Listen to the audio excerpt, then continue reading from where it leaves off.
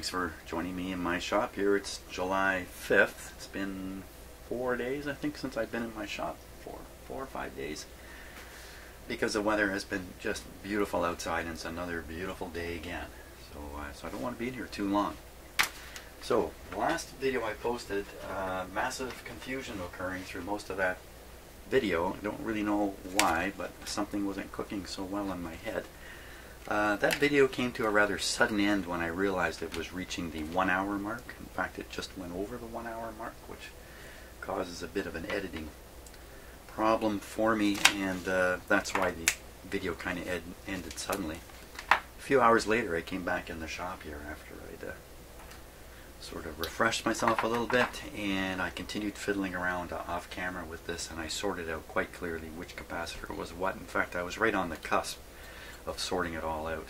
So there they are. So this capacitor is actually 2.5 microfarad capacitors. It has the effect of 2.5 microfarad capacitors. This is a 1 and this is a 1.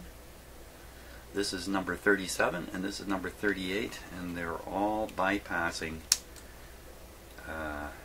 capacitors. They're in a bypass location in the circuit, if I can put it that way.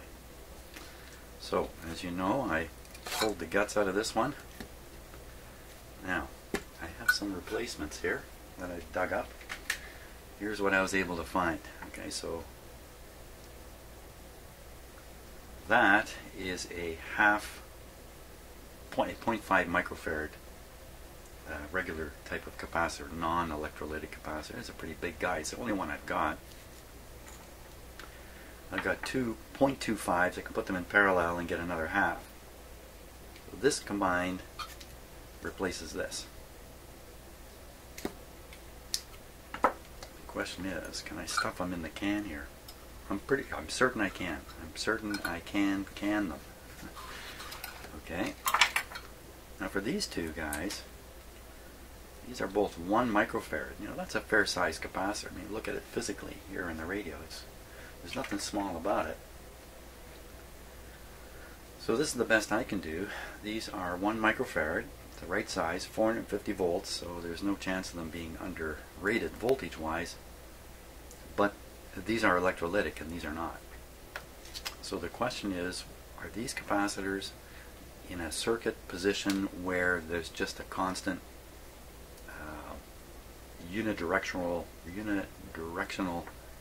electrical pressure on them, or are they in a position where there's actually an alternating current being put across the capacitor? And lucky for me, the answer is yes.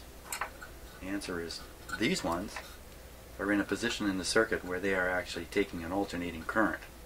So these being non-polar, that's no problem. And these guys are going to go into a circuit where there is a constant positive pressure, your pressure in one direction all the time, and that's good for electrolytic capacitors, so I'll be able to use these. So I've lucked out in a sense. Okay, so I'm going to get them installed in these cans. My plan is to pull this little cover off here. I have to fill around a bit, get this cover off, put the cover back on, have the leads coming out. So it looks pretty much like it looks now. I don't think I want to fill this with any kind of compound or anything like that. We'll just put the capacitors in there. And likewise, these little guys will go in. Big can, small capacitor, but in the end it should work just fine. So that's what I'm going to work away at here. A lot of progress. The question is, can they hold the agreement that they currently have? As we saw at the G7 meeting, the U.S. stepped aside on the environment. And if that's where they want to go on the environment and trade in a respectful way, that can be an acceptable outcome. You know, it takes two to tango and it takes two to fight. As the previous speaker just said, it really will depend on what the reaction of Trump is. And if he is responsible, that's one thing. If he gets belligerent, you'll have a very different outcome. Can I get a quick 30 seconds from each of you on what you think would constitute failure of this meeting? That also includes players, for instance, like Saudi Arabia. And I'll start with you, John Nichols. Sure. obviously a failure of the meeting would be, again, I don't want to be too U.S.-centric here, keep coming back to Trump, but a failure of the meeting would be a situation where Trump clearly went at odds with the G20 and sent a signal that perhaps even he didn't think this was necessary any longer, and pushed what is an internal theory within some of his administration that U.S. relations should be bilateral, not multilateral. If something like that happened, it would be quite a crisis. Marcel Dearsis, what does failure look like to Germany? I think from a German perspective, the first thing is that the summit itself has to go well. So, we expect about 100,000 people to go out and protest. Some of those will be violent, so I hope that goes well. And if Donald Trump does not stand up to Vladimir Putin in his bilateral and gives him things without getting anything in return, I think that would be very, very worrying for Germany. And John Nichols, for Justin Trudeau, who gets a lot of the spotlight these days, that's failure. Not long enough. I think you mentioned me, but I think you're looking for Mr. Burns. Sorry, Tom Burns, yes. Well, no, I think it is the blow-up of the G20. If things go very wrong, the G20 loses its role in the world, a role which is very important for Canada as a forum by which we can help to shape multilateral policy. So I think that is the worst-case outcome by far. All three of you, thank you very much. Tom Burns, indeed, and John Nichols and Marcel Dearsis. Tom, who's Distinguished Fellow at the Center for International Governance Innovation in Waterloo. He was in Hamburg. John Nichols, National Affairs Correspondent for The Nation magazine in Madison, Wisconsin. And Marcel Dearsis, lecturer in political science at the University of Kiel. He was in Germany, in Kiel. The CBC News is next. And then the host of The Daily Show on his South African roots, Trevor Noah, explains why his childhood was illegal and how it made him the person he is today. I'm Mike Finnerty. You're listening to the summer edition of The Current. This is CBC Radio 1, 99.3 FM in Bancroft.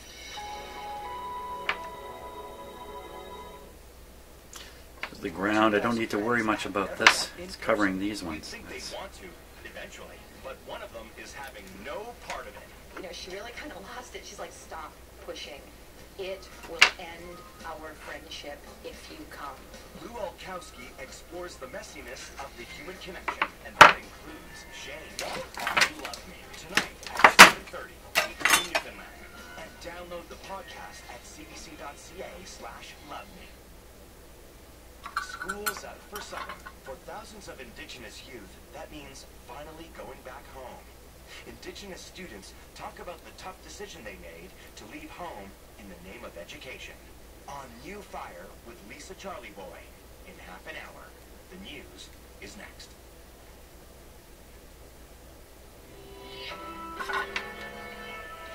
This is CBC News. From CBC Toronto, it is 9 o'clock. Good morning. I'm Jill Dempsey. It is 20 degrees, sunshine today with a high of 28. A 15-year-old Toronto high school student is missing and presumed drowned in Algonquin Park. The TDSB confirms he was on a school trip. He was one of 38 students on a summer school outdoor education program. The group was due to return on Friday. Omar Khadr's financial compensation from the federal government could be caught up in a new court fight. The CBC's David Cochran has the latest. Omar Khadr may be getting $10.5 million from the federal government, but this lawsuit raises a lot of questions as to whether he'll be able to keep any of that money. It's filed by Tabitha Speer. She's the widow of Christopher Speer, the soldier that Khadr admitted to killing during a gunfight in Afghanistan, and Lane Morris, who's another soldier who was wounded in that battle with Khadr, and he lost an eye. Now, that pair has already sued Khadr in a U.S. court and has been awarded more than $130 million in damages, but the issue with that award is that it can't be enforced in Canada without separate legal action in this country, and that's what's happened.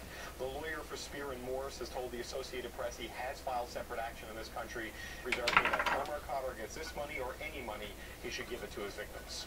The CBC's David Cochran in Ottawa. If you suffer mental stress on the job in this province, you're only eligible for workplace compensation if it's triggered by a sudden traumatic event. Workers are now trying to challenge that in court. CBC Toronto Queen's Park reporter Mike Crawley has the story. trying to intimidate me right out the workplace. Marjorie Wardle was a heavy equipment operator with the City of Ottawa. What was in a lot of ways a great job that I was really proud of. But her predominantly male co-workers bombarded her with what she calls degrading pornography, often attaching pictures to her time card. I wanted to show me and any other women coming after me that they weren't going to let us infringe upon their boys' club. When she complained to Human Resources, things got worse. I was spat at, I was grabbed from behind in what I would describe as like a bear hug with my arms pinned at my side. Afraid to come to work, Wardle filed a claim with the Workplace Safety and Insurance Board. Her case was rejected because Ontario law only allows workers' compensation for mental stress if it's triggered by a sudden traumatic event. Lawyer Christine Davies represents Wardle and others in a new court case. It seeks to strike that law down. Ooh, so that goes in a little those further workers than can expected. proceed with their claims. Officials with the WSIB and the Ministry of Labour declined to comment. Not on the really a case. problem, Mike Crawley, CBC except News, that it's loose. Toronto. New numbers released by the provincial government are giving us a better idea of how many homes are being sold to people living outside Canada. 4.7% of properties sold this spring in the Greater Golden Horseshoe went to foreign buyers. And as CBC Toronto's Greg Ross tells us, that has some experts questioning what impact the province's new 15% tax on foreign buyers had on those numbers. Ontario started gathering data between late April and late May, right after it levied a tax on foreign buyers. Put some kind of silicone or something down on the bottom here. Push this down into the silicone at the right height. That would make it solid. That happened before the tax took effect. We'd have to fill this. Turner says You have to put some in. buyers were not the driving factor That's the in idea. skyrocketing prices. I think there's going to be So these daily shows since 2015, Trevor Noah has become a familiar face in North America. It's only recently that we've learned more about the reality of his upbringing and the prejudice he overcame growing up in the apartheid era. In December, Trevor Noah sat down with Anna Maria to discuss his new book, Born to Crime. Did your comedy always have that political edge to it? You know what's strange? I completely forgot about it. It's so funny that you played it, and I remember this, and I go, wow, I never thought of Okay, myself as here we somebody go. talking Stick about this in these here. cabinets and their appointments and Big but mess. The honest truth Hope is, I did this right. I guess I have been a person who has been immersed and interested by politics for a lot longer than I would like to believe. And that's because in South Africa, politics and pop culture have been interlocked for so long that you don't see it as being a political person. You know, it's not dissimilar to what's happening now in the US. Now conversations about Trump and appointments and cabinet members and secretaries of state, these have become common parlance everywhere Hey, in the look who's streets. here. And there was once a time when politics was seen as an elite conversation to be having. So, in essence, This is hot now. Watch out, I kitty. guess this has always been my way. Well, absolutely. Did you ever think American politics would parallel or match then what you left in This South top Africa? part is still wobbly here. Suffered the illusion that American politics was far removed and far superior to the world I had come from. You know, the glossy image that you are shown of America when you live in South Africa or many third world countries for that fact is one that just seems to be beyond reproach. And so when I came to the US, I was like, who am I to comment on a system that is far superior? Who am I to comment on a world where politicians are impeccable in all decisions they make? And then I came to realize once you get into it, like most places in the world, politicians be politicking, and there's always cracks in the facade. Just the other day, you did an interview with a conservative pundit by the name of Tommy Lahren. Am I saying her name right? You're saying it correctly. She has called Okay, there's one done. the new KKK. We're going That's to it. play just a short clip from that conversation. It's controversial, but I think there are some things that need to be said. When the Black What are you Lives Matter doing? movement is going What out are with you doing? signs saying "Fry 'em like Oh, bacon, yeah. F the police," when they're going out You're saying gonna if chew you more see a stuff, white are person, you? target them. Yeah. That is happening, Trevor. That happened in Milwaukee not too long ago. That is happening. So when that now becomes the narrative and you're starting to loot, burn, and riot, what did the KKK do? That is not, look, we'll go around in circles. Did you say, what did the KKK do? No, what did they do? When you're saying, listen, Trevor. Wow. Trevor. Trevor Noah, your pushback in that whole conversation, Next received two out. a lot of very positive coverage in the United States. What During do you a think? time when Barack Obama's government and the federal oversight of Justice Departments was at its highest, with Donald Trump's appointments, people like Jeff Sessions, for instance, a man who has been shown repeatedly to, favor the striking down of voting rights, to support police departments at all costs. That is a very worrying place to be in, because you realize that America could take many steps backward in truly finding a place where justice is equally accessible for all of its citizens. It's worrying. It really is.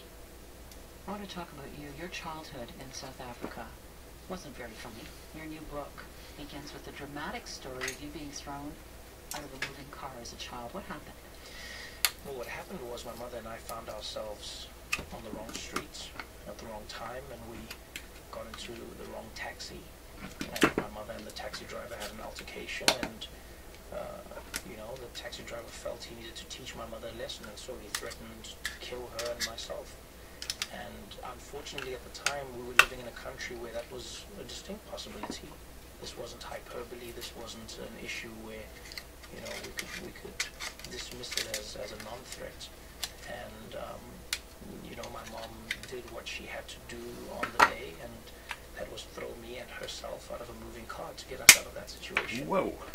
And Came off easy. What is funny is what you say. There's nothing funny about any of these stories, but my mother and I existed in a world where comedy was almost the foundation of all of our experiences. Comedy was the filter through which everything that happened in our lives was put through. And so essentially, nothing is funny.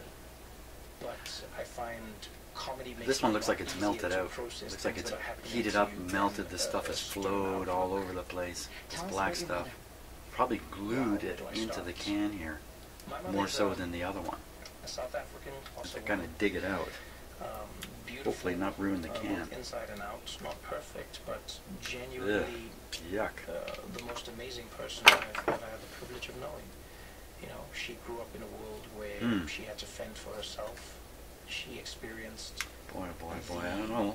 I'm gonna get this one out. extreme forms of poverty, and yet through it all, consistently and stubbornly strived to achieve more than she was told she could. And I'm a product of that powerful woman. I'm a product of a woman who lived in a country where being black and being a woman was the lowest form of human being you could be. I'm the product of a woman who, despite what she was told, sought out employment that was reserved for white people. I'm the product of a woman who raised a child on her own in a society that said marriage came before everything. So I'm a product of someone who is truly amazing. Where did she get the courage to be so independent and free-spirited at a time of such oppression? I genuinely don't know, and I don't think my mother possesses the answer. Now that my mother, once my mother became religious, she will credit it all to God. And, I cannot judge or question her because I cannot see a direct correlation between anything else in her life and how my mother turned out. So if my mother chooses to give credit to the divine, then who am I to dispute that? Coming out a little bit. Tell us about the relationship between her and your father. Well, my mom and dad had a wonderful relationship. It was an illegal relationship because during apartheid, interacting or any form of interracial meetups were illegal, especially those of a romantic kind. And that's what my mother did. My mother refused to, buckle under the pressure of the government. My mother refused to accept laws that she did not believe in, that were oppressive. And so they said that you cannot be with a white man. And my mother said, well, that's exactly what I'll do then. It's coming out. And that was really the theme of my mother's life. If you told her she could not do something, then she would set out to do the very thing that you said she could not. And as you say, your very birth in South Africa was a crime. Yeah, which was I was a product of my parents' crime. I was a product of them disobeying the law.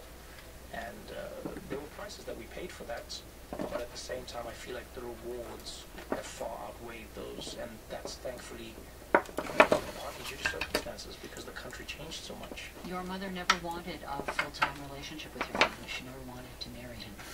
No, she did not. No. But he wanted to be part of your life. Yeah, I was lucky. My dad chose me. You know, my mother never, ever wanted to burden a man with me. My mother wanted a child. She did not believe that she needed to now be involved with somebody for the rest of their lives if she didn't want to be involved with that person. And so at the time when she made the decision, my mother said to my father, hey, I would like you to help me make this child. Her very literal words were, Very clean inside. I want you to be a father, I just need your sperm. And, you know, and so Smells like smoke. Obliged. And luckily for me, he chose to be a part of my life. And so even this thing is probably so leaky. It's probably drawing so much current. It was actually heating up on its own. Your father's And wow, this thing got hot enough. What a smoke bomb this would be. Was proof of the Holy smokes, man. Yeah, that's really not very good smelling at all. And you can't be sure what it is that's in these things.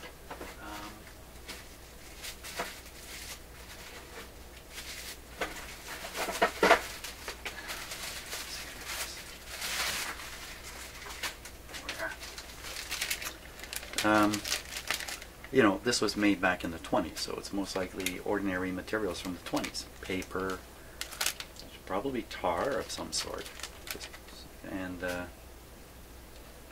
nothing too bizarre is going to be in there. Before I was talking about PCBs and stuff like that. It's possible, but not likely. The PCB oil was expensive. It was expensive stuff. So it was used sparingly where it made sense. Don't think it made its way into any electronic products, small stuff like this, and this is pretty early on, right? This is from 1927. This is probably the style that, and the materials that had been around for, there's a hole in this bag for crying out loud. What a waste. Come on. That style capacitor probably been around for a few years. Oh my God.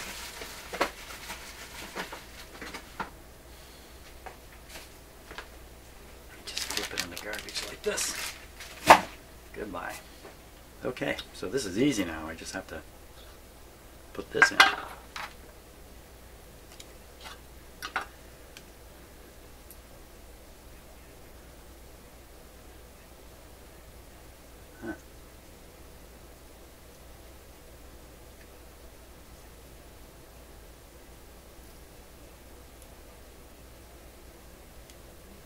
That's pretty good. I like that.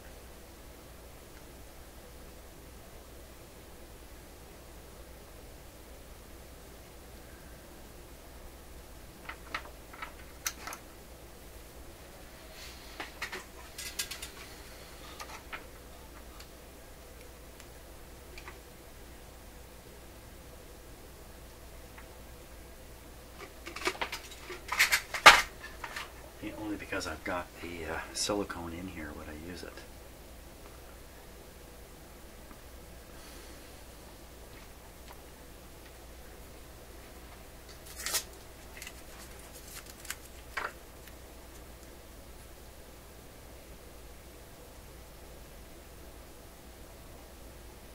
Okay, that's ready.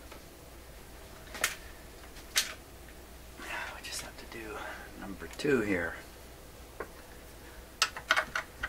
Number 3. Number 1.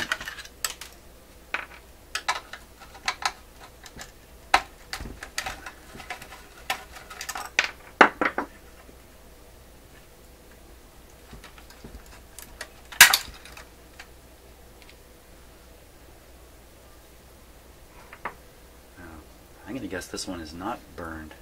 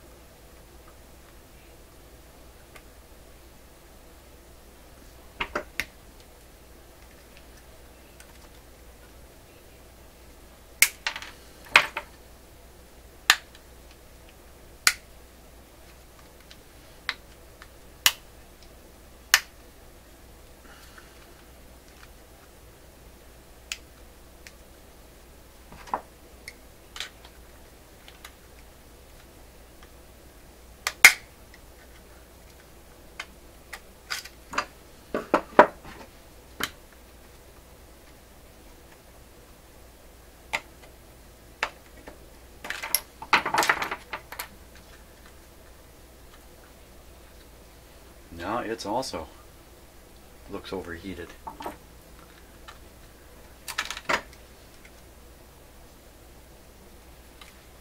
Well, it's coming out easy. Okay, so maybe it's gotten warm. See, there's the first one I took out.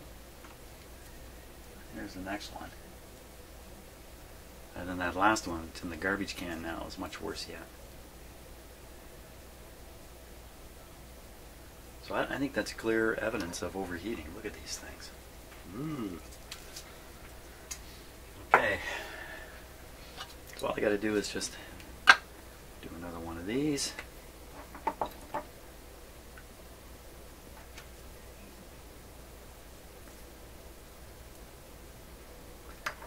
do it the same way.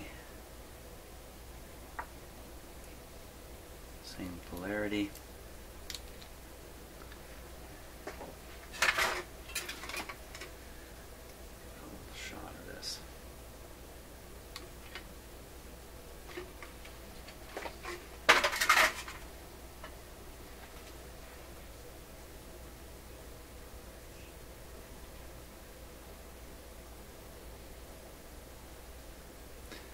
There we go. Okay, gotta let those guys solidify, and then we'll stick them in the cans and put the cans back in the radio and give the radio a try. I think it will make a big difference.